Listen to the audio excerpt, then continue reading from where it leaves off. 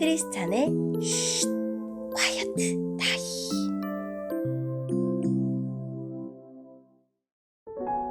샬롬, 크리스찬 성도님들 반갑습니다. 오늘의 본문은 레위기 15장 1절부터 18절까지의 말씀입니다.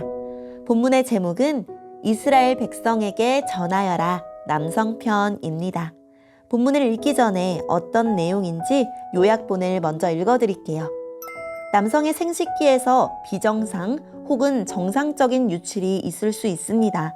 하나님은 백성의 위생은 물론 영적으로도 거룩함을 유지할 수 있도록 별도의 정결법을 알려주십니다.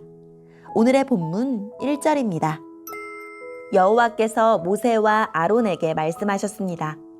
이스라엘 백성에게 전하여라. 어떤 남자든지 몸에서 고름이 흐르면 그 남자는 부정하다. 고름을 흘리는 남자가 부정한 경우는 이러하다.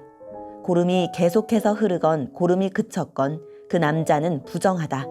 고름을 흘리는 남자가 침대에 누우면 그 침대는 부정해질 것이다. 그가 앉는 자리도 다 부정해질 것이다.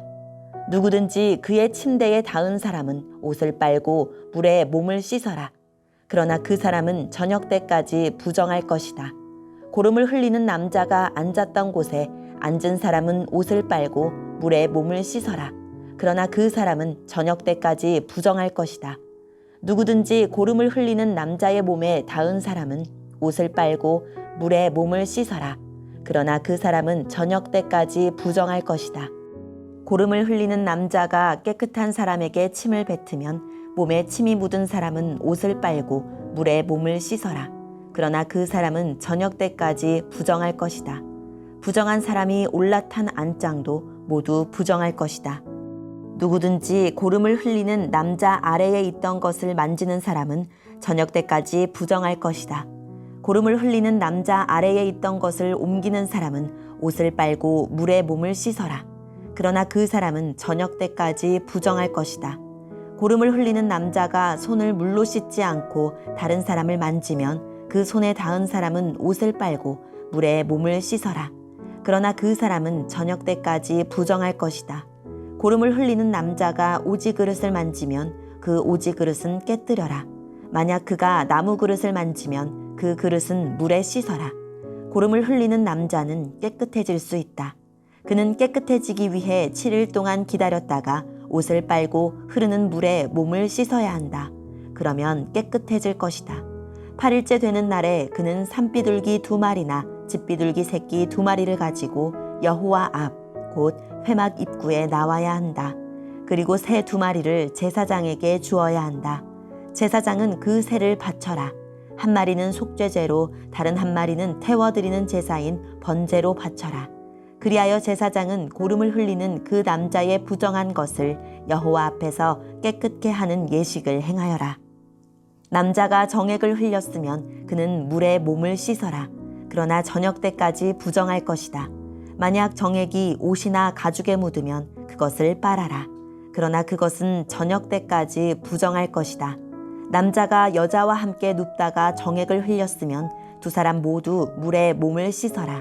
그러나 그들은 저녁 때까지 부정할 것이다. 아멘.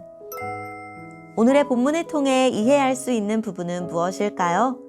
남자의 유출로 부정하게 되는 경우와 정결의식에 관해 말씀하십니다. 남자가 고름을 유출할 경우 그 자신뿐 아니라 그와 접촉한 사람, 물건, 그가 앉았던 자리까지 부정합니다.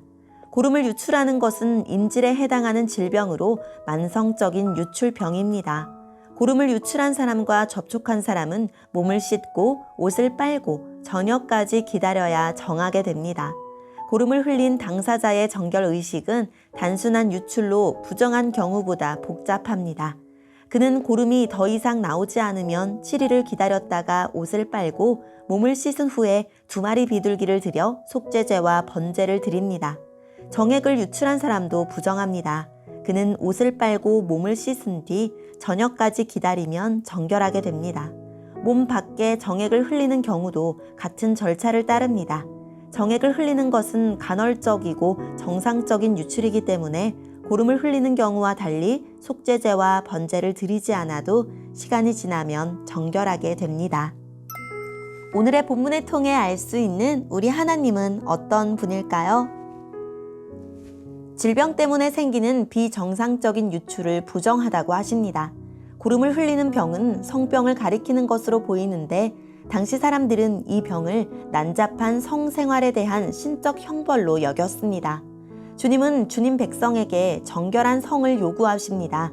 부정한 성보다 사람의 몸을 더럽히는 것은 없습니다. 음란한 문화에 젖어들지 않도록 조심합시다. 정액을 흘리는 경우 옷을 빨고 몸을 씻으라고 하십니다. 성은 하나님이 주신 선물입니다. 그러므로 절제하며 건전한 태도로 허락된 관계 안에서 소중하게 다루어야 합니다. 성적 탐닉에 빠지고 정욕을 이기지 못하여 일탈하면 자신만 아니라 상대의 삶도 망치게 됩니다. 오늘의 본문을 통해 우리에게 주시는 교훈은 무엇일까요? 세상 사람들은 내 몸은 내 마음대로 사용해도 된다라고 생각합니다.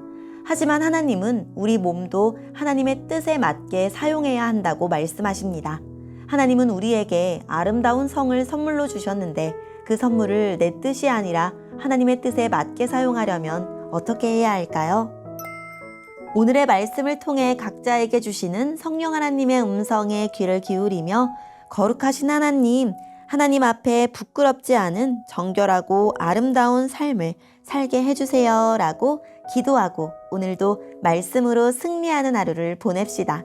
여기까지 크리스찬의 쉿 콰이어트 타임이었습니다.